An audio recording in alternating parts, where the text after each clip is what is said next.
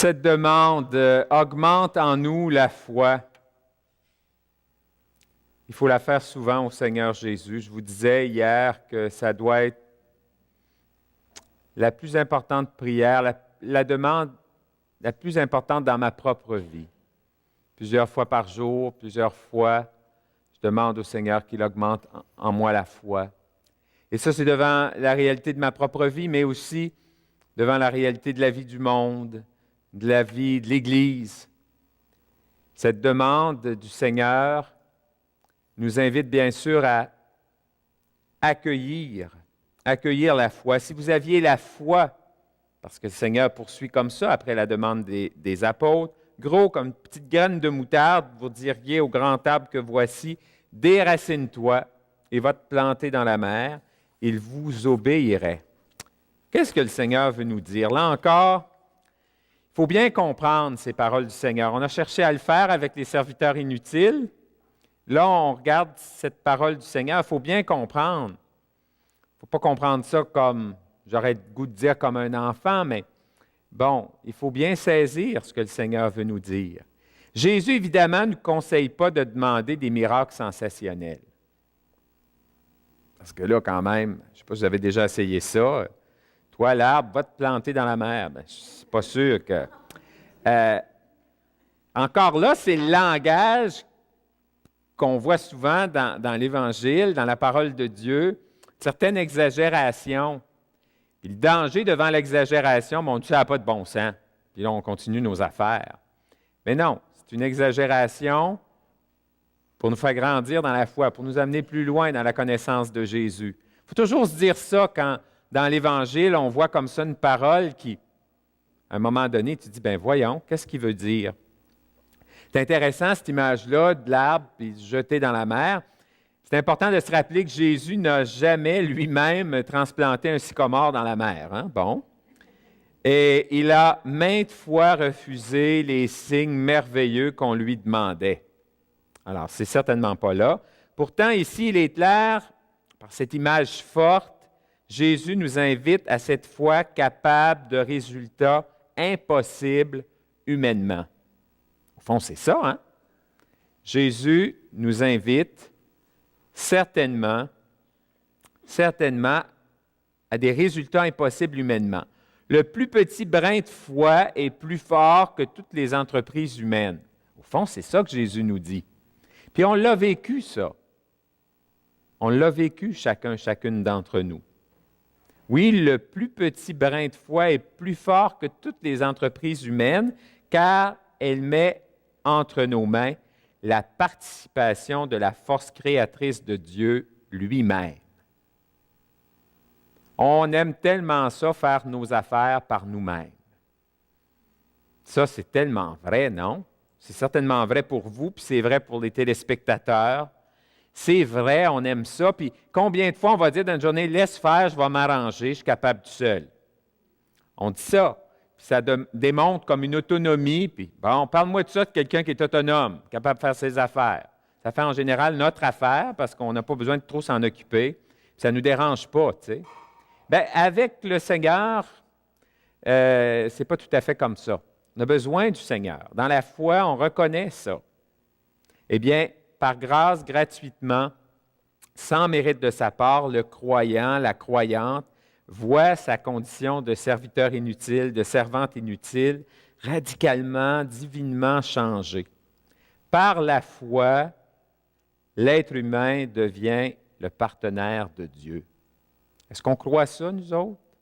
Je pense bien que oui.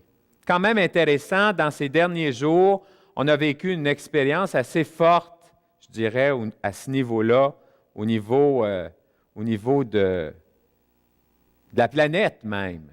Le pape François a invité les gens à la prière, particulièrement les catholiques, puisqu'il est... mais aussi, il a invité nos frères et sœurs des autres églises à prier avec nous pour la paix, en Syrie, en Égypte, au Moyen-Orient. Il nous a invités à jeûner, à prier, et puis il a invité toute personne de bonne volonté à se joindre aux chrétiens, puis des gens des autres religions, à prier, à jeûner pour la paix. Et une paix possible à partir du moment où on choisit d'entrer en conversation. On ne sait pas ce qui va arriver, mais dans les derniers jours, on a vu des développements qu'on n'aurait peut-être pas cru possibles la semaine avant. Bon, ça va bien. Ça, c'est comme je disais tantôt, pour les réalités, quand on prie, puis quand on jeûne, puis on demande quelque chose au Seigneur, puis on est exaucé, ça va dans la ligne de ce qu'on demandait, ça va bien. Mais on l'a vécu, au niveau planétaire, je dirais. Mais il faut continuer à prier, il faut continuer à jeûner. Et ça, des fois, c'est comme ça dans la foi. Une fois qu'on l'a, parce que dans le monde dans lequel on vit, c'est de même. Une fois qu'on a à Bébel qu'on désirait, bien, on est content, merci, bonsoir. Et puis jusqu'à la prochaine fois où je désirerai d'autres choses. Mais dans le domaine de la foi, ce n'est pas de même. Ce n'est pas comme ça que ça fonctionne. Oui, radicalement, la foi permet à l'être humain de devenir un partenaire de Dieu. Puis je le reprends parce que, est-ce qu'on croit ça vraiment? Croyez-vous ça que vous êtes des partenaires de Dieu? Bon, au moins j'en ai des convaincus ici devant moi, mais tu sais, qu'est-ce que ça veut dire dans le quotidien de nos jours, dans notre vie de chaque jour? Je vous invite à réfléchir là-dessus. Comment dans votre vie, au travail, à la maison, avec vos amis, avec vos parents, avec vos voisins, avec les membres de votre communauté paroissiale, comment on réalise qu'on est des partenaires de Dieu. Oui, ça reste bien sûr un mystère, mais pourtant, le croyant devient peu à peu, et ça c'est vrai, le croyant devient peu à peu une sorte de récepteur de Dieu, fixé sur la longueur d'onde de Dieu. Alors réellement, à ce moment-là, il se produit des merveilles. Puis comme je disais tantôt, on a tous et toutes nos expériences de cela. Et c'est bon. Et c'est à chacun de nous d'en faire l'expérience. Et certainement que de vivre dans la foi, eh bien, c'est de chercher à vivre consciemment ces réalités-là. Par exemple, devant la mort, le croyant, la croyante se redresse pour affirmer la résurrection. Devant l'épreuve qui pourrait le détruire, le croyant transfigure sa souffrance dans la pensée de la rédemption du monde à laquelle il participe lui-même. Dieu, on le dit souvent, est le maître de l'impossible. Cette formule n'est pas une recette pour faire des miracles, au sens banal du terme. Pourtant, ce sont de vrais miracles qui s'opèrent quand on fait une confiance totale à ce maître de l'impossible. Même si les situations matérielles restent inchangées, il se trouve que tout est changé. Cela encore, on a tous et toutes nos expériences de cela, parce que notre manière de voir cette situation est illuminée par la foi.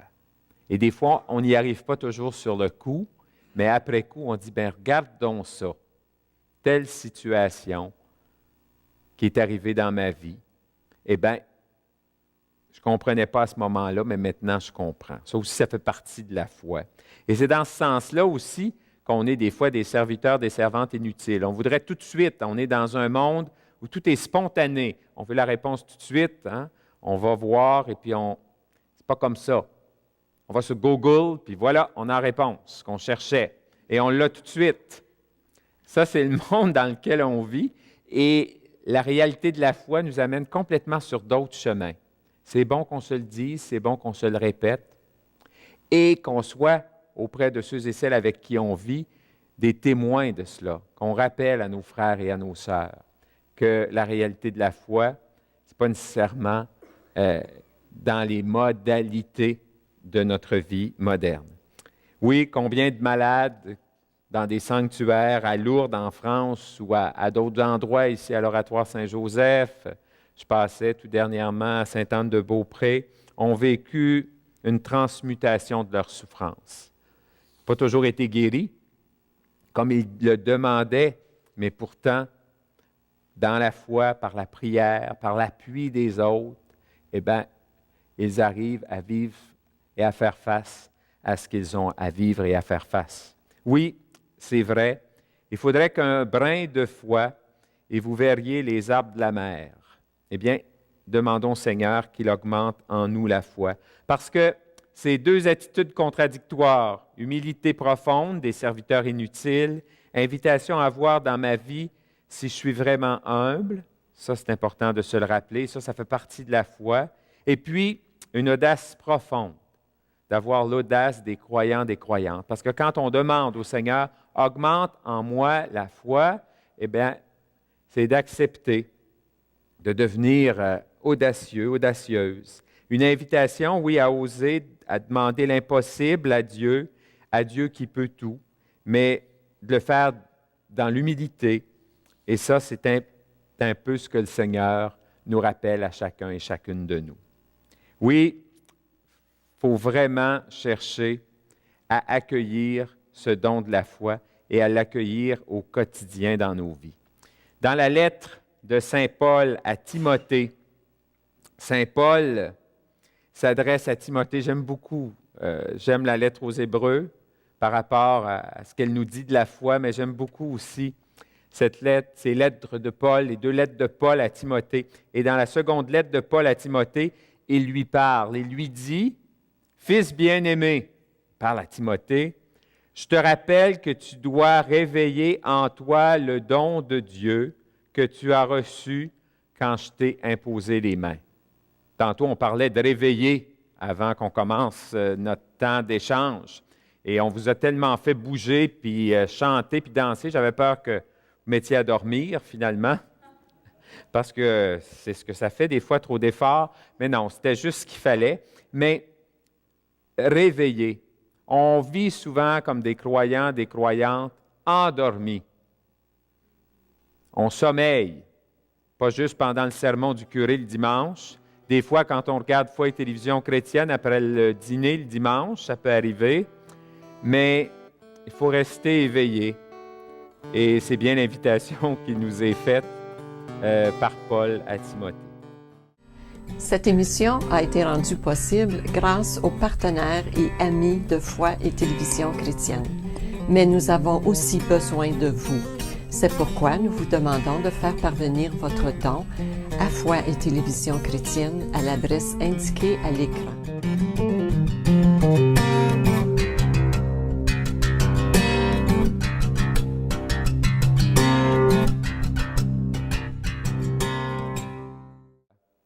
Chose certaine, dans la foi, Dieu n'est pas au-dessus de nous. À côté de nous, Dieu, au fond, il est en nous. La foi, et je l'ai dit tantôt et je le répète, c'est laisser Dieu vivre et agir en nous. Qu'est-ce que ça veut dire? Hein? Laisser Dieu vivre et agir en nous. Oui, on regarde les outardes qui s'en vont vers le sud. Nous, au fond, on décide librement de voyager sur terre avec Dieu. C'est pas ça un croyant, une croyante? C'est d'accepter de voyager librement. Tu avais la foi, aussi peu